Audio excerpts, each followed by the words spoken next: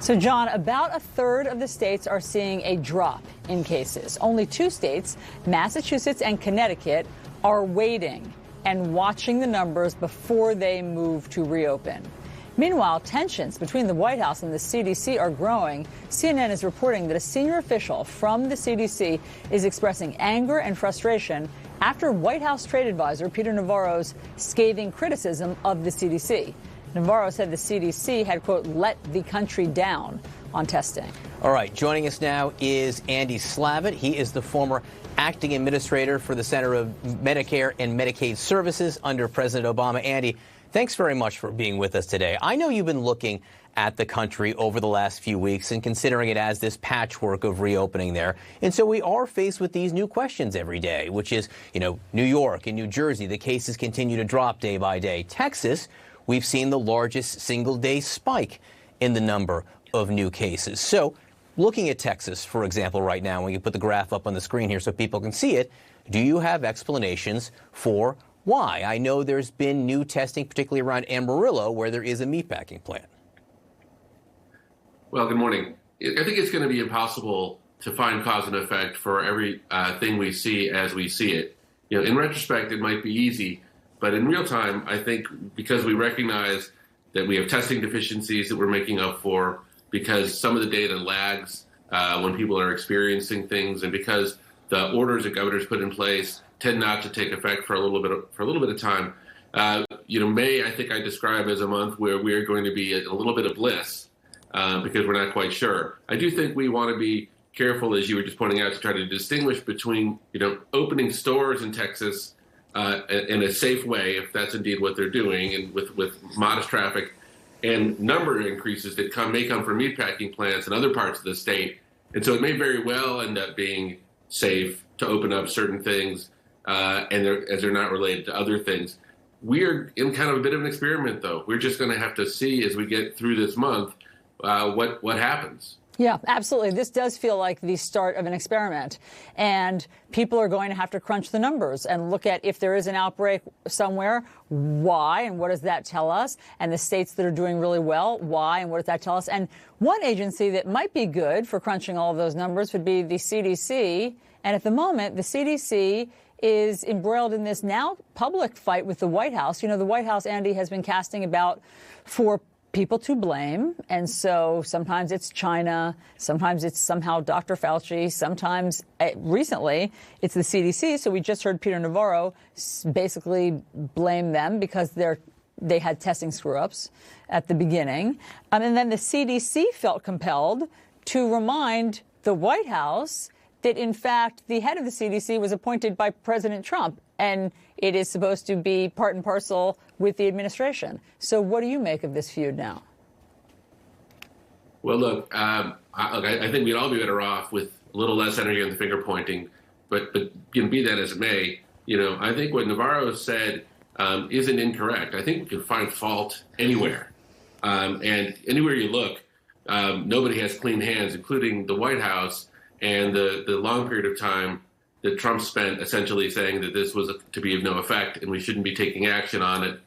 And so while the CDC has clearly made mistakes, there are a bunch of people who are well-designed, as you said, to help us through this process and through this cycle. I want to know if what Peter Navarro is saying is an admission of guilt.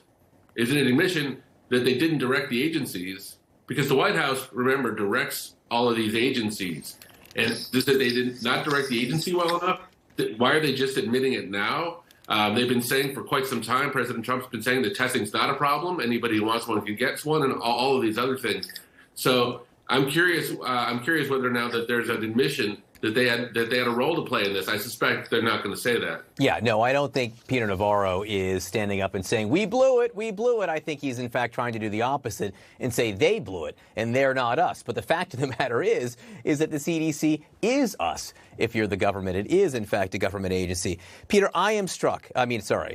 Andy, I am struck again as we relax restrictions around the country, how people are telling us about how they feel in this process. There's new polling out. This is P37. Do you think it's safe to attend gatherings of 10 or more people? Only 9% think it's safe now. Only 10% think it'll be safe at the end of May.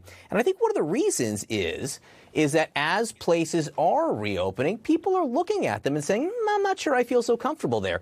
Let's talk about Disney, for instance, which is opening up Disney Springs, the shopping mall area here. Disney's got a warning that it is sending out to people as they start booking that says, quote, COVID-19 is an extremely contagious disease that can lead to severe illness and death.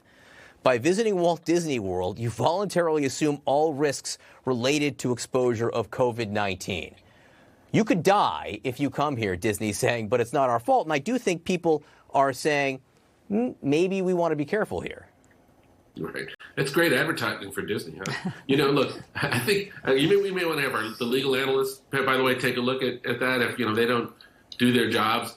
But look, you're making an incredibly important point, and I think that's why this is such an unknown, is because people get it. There's a real question as to whether or not just because a governor says, okay, it's legal for you to go share popsicles again at the Good Humor truck, that's what they had when I was a kid, that people are then going to go do that. I think people know that this is infectious. They don't want to get sick. They don't want to infect their neighbors. And it could very well be that it's culturally driven. We could go through this whole month in Texas or in Georgia and find that people really do pay attention. But I want to make one point if I have a second, which is that your point about liability protection, think about this. This is the number one thing that Mitch McConnell calls it his red line. He won't throw at any more money to any bill for any relief unless he can get businesses liability protection against us showing up to work and getting sick.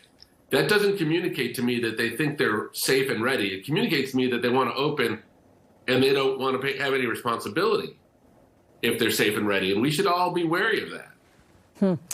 Andy, there was a big development over the weekend in terms of what we think about whether or not you can catch COVID-19 once you think you have resolved it. And that is that 13 sailors on board the USS Theodore Roosevelt, that's off of Guam, had tested positive. They had symptoms for COVID-19. They then isolated for 14 days.